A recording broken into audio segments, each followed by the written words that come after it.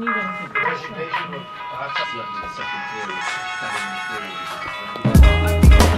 back soon.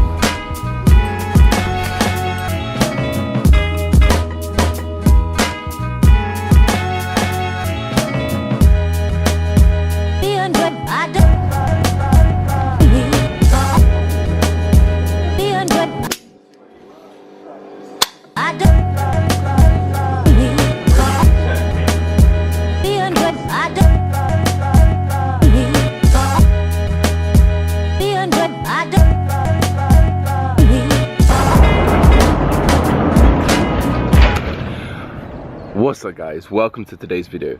Today's video is going to be about cutting tools, so the tools and techniques and little kind of tips and tricks that I use personally in order to help me with my cut.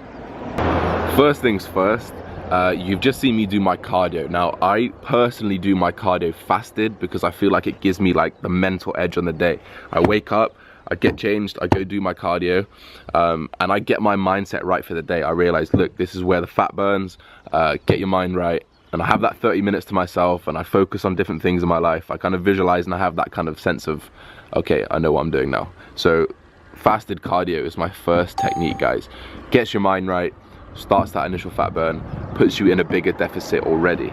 So cardio will also put you in a deficit. Obviously creating a bigger deficit will make you lose more weight, so cardio can be used in that sense as well. I'm going to do my second point in this as well. I've got loads and loads of points today, guys, so they're going to come thick and fast, so be ready for them. My next point is caffeine, guys. Now you got to use caffeine lightly. You don't want to just go in and smash a load of caffeine in. I have around 200 to 300 milligrams a day. Mostly that comes from a pre-workout, which is about 200, or maybe I'll have like a knocker or something like that. I don't drink coffee or anything, so I kind of get my caffeine elsewhere.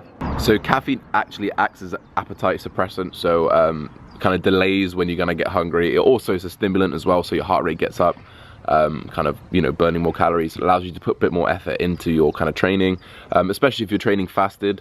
Cardio can be great because it acts as that initial energy source if you've been fasting all night. So yeah, cardio and caffeine, my first two tips of the day. I'm gonna go walk the dogs, then I'll come back for my next tip.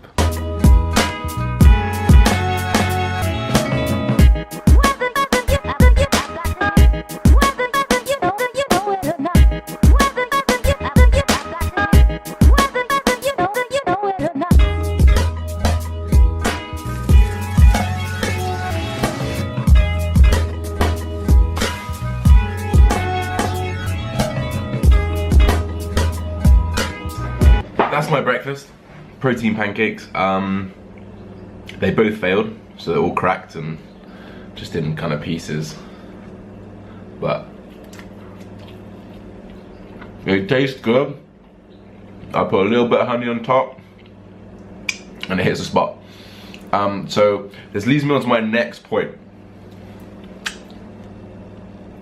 Is 12:52, nearly 1 p.m. in the afternoon. This is my first meal of the day.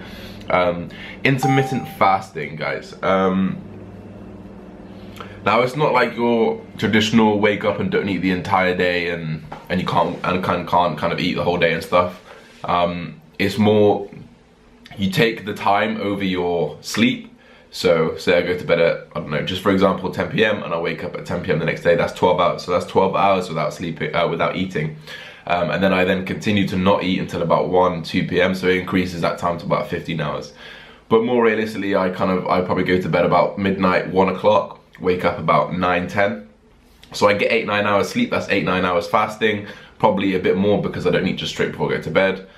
And then, you know, I don't eat till 1, so that's like a good 13 hours fasting. I find that it's easier to not eat when you wake up rather than to not eat during the day. Like rather than wake up, have a big breakfast, have all your calories and then not eat the whole day. I'd find that a lot harder than just kind of waking up from already fasting. Pardon me. Rather than just wake up from already fasting and just kind of continue that. And then if I couple that with the caffeine along with the cardio, kind of gives me a lot of time where I'm actually not that hungry because of the suppressant of the cardio and the caffeine. So it actually helps the intermittent fasting. So the reason why intermittent fasting helps is because you get to eat a majority of your calories later on in the day. So instead of having all of those calories, so instead of having 2,600 calories from 10 p.m. till 1 a.m., I actually have those calories from 1 p.m. to 1 p.m. So that actually shortens my window by 3 or 4 hours, giving me more time to kind of be eating, which is great for me. Because I love to eat, and I love to be full. So this allows me to have bigger meals.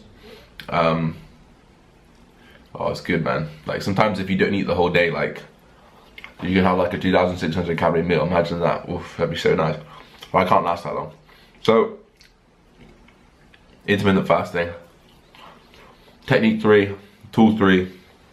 See you in the next one.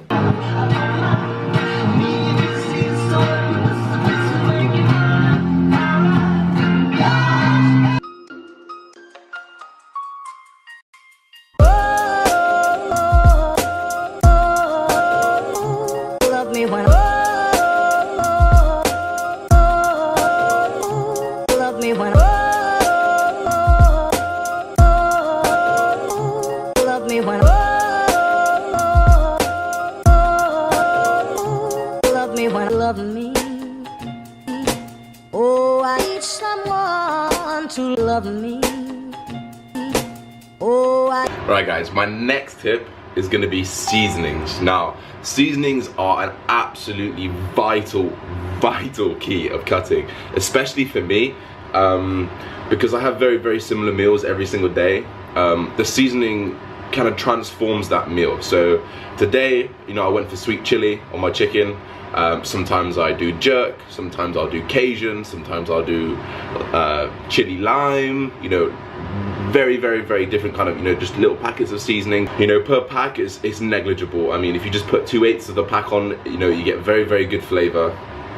There's a little bit of salt, but once you get your body gets into the routine of having that salt, you do find equilibrium and find homeostasis. But I find that these seasonings can completely transform the meal. You can really kind of interchange these, have the same meal essentially, but a different meal. You know, if you put kind of Chinese with it, you can have rice, and it's kind of like a Chinese rice type thing. Or if you just have a straight sweet potato, you can have kind of Cajun, you know, mojito lime, all these different kind of seasonings, and they really change the meal.